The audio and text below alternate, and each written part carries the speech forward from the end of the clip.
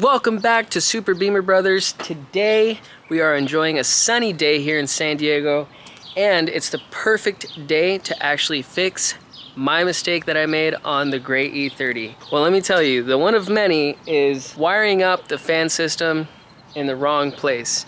So let me elaborate. You want the car to reach operating temperature so that it works at its peak performance. In this case, it was overheating, and we do not want that. We do not need that. We don't even want to think about that, because that means catastrophic failure for every car, any car on the road if it's overheating. So let's avoid that. This switch that I wired up is in the wrong spot. Why? Because at this point in the radiator, it will not get hot enough for it to actually complete the circuit and turn the fan on. If you're new to wiring stuff like this, especially a fan system, you want the fan to be off when it needs to be off and on when it needs to be on. So at this point, like I just mentioned, it won't turn on. So what we need to do is tap a new hole here and a new thread for this switch to actually fit here.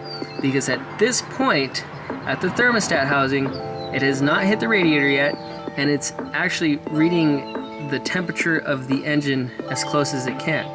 So it'll be a lot more accurate. It'll actually turn on when it's supposed to. If you are new to wiring fans up in cars, I suggest that you do a little bit of research on how to do that exactly on the car that you're working on. With the E30, since I'm a little more familiar with the chassis, it was a little easier, but it still took me a little bit of research. Hopefully this helps you.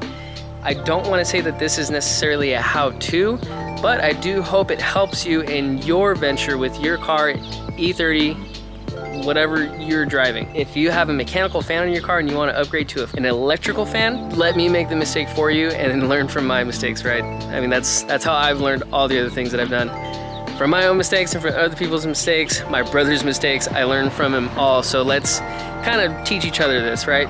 So if you're new to this, like I mentioned earlier, all it is a 12-volt fan. In this case, it's a single stage fan. So if this were hardwired to a 12-volt power supply, in this case, I wired it to this main here, and it's grounded here at one of the stock grounding locations. If you wired it up that way and hardwired it, it'll always be on. So what do you need? You need a switch that basically completes the circuit when it's hot. So once this gets hot enough, it closes, completes the circuit here. These are my hot leads. This wire here is a ground.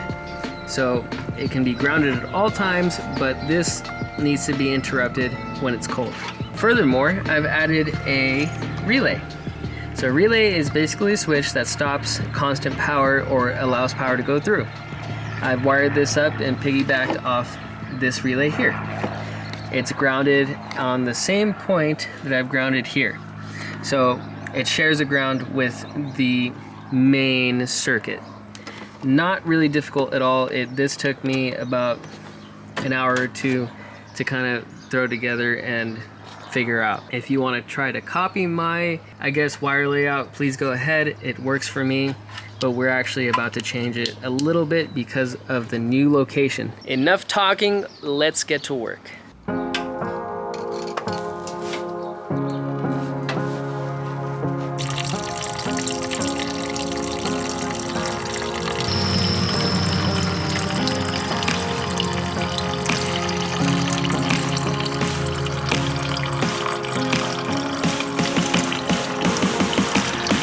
While that's draining, just wanted to take a second to go over the tools that you need to actually get this job done. It's not a lot of tools at all, but you should make an investment on a tap and die set, even if it's a lower cost budget set.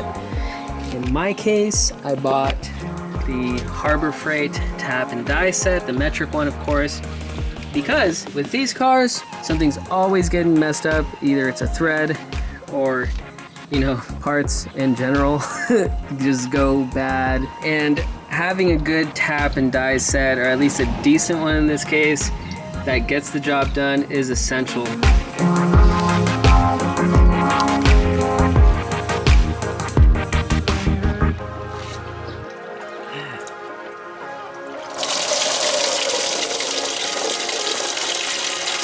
You always want to have your tray ready.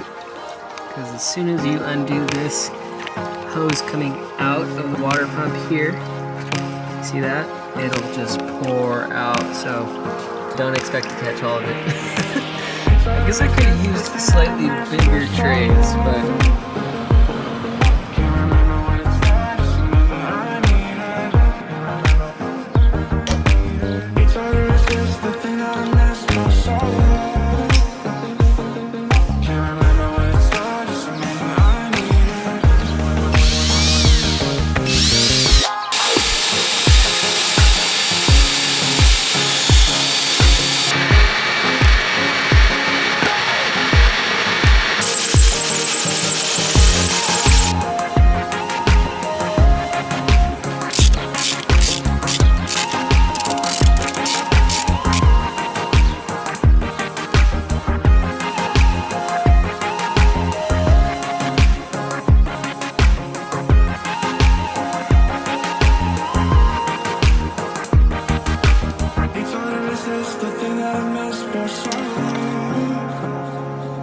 can't remember what it's like, just remember I need it.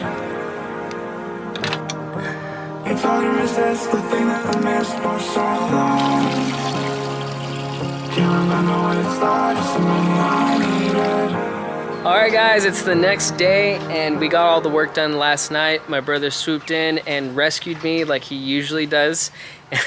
He actually suggested I use the torch to heat up the wires hot enough to actually melt the solder on, because for whatever reason my cheap little soldering gun didn't work and it was doing really terrible soldering joints.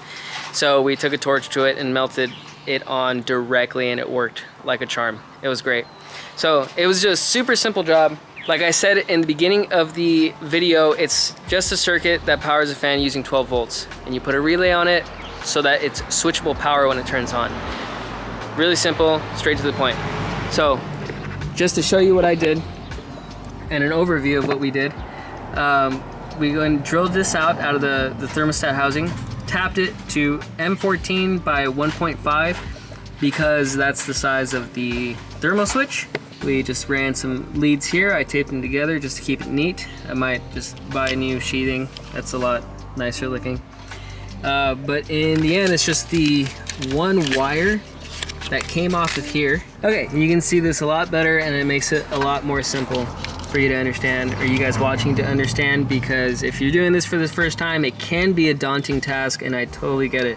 So there's a main ground for the whole system and that ground comes off the wire and goes, wraps around, and it basically just ends up here where a couple of the other stock grounds meet up on the chassis. So that way it's a for sure ground. You can mount it wherever you'd like. If you're kind of going off of this design, it's really simple.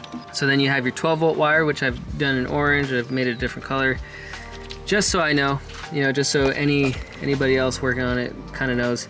So I did a solder joint here is what I took a video of last night that I did with the torch.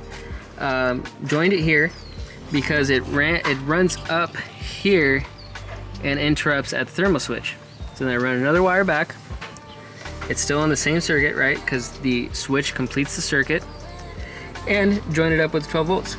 So basically all that completes the circuit is that switch. And that's it. Really, once it gets hot enough, it turns it on. And I'll show you how that works in just a second. I'm gonna put this all back together and turn it on. All right, so the car is on. I had already been running it, so it shouldn't take very long for it to actually trigger the switch, but it'll get hot here because that is pre-radiator. You don't want to run the switch on a cold coolant because you'll just overheat the car, and that's basically what I was doing before. I didn't overheat it, but it got really close. So we'll wait for that to actually switch on so we can show you what it looks like. All right, we're getting there.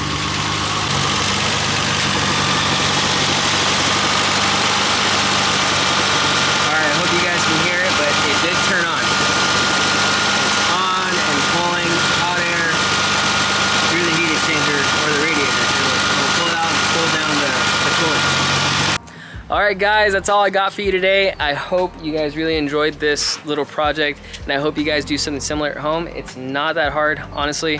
The way I've laid it out is very simple. Just remember that it's a 12-volt circuit and that all you need to turn it on is a relay and a switch, and get your fan that fits in between the radiator and the nearest coolant pipe.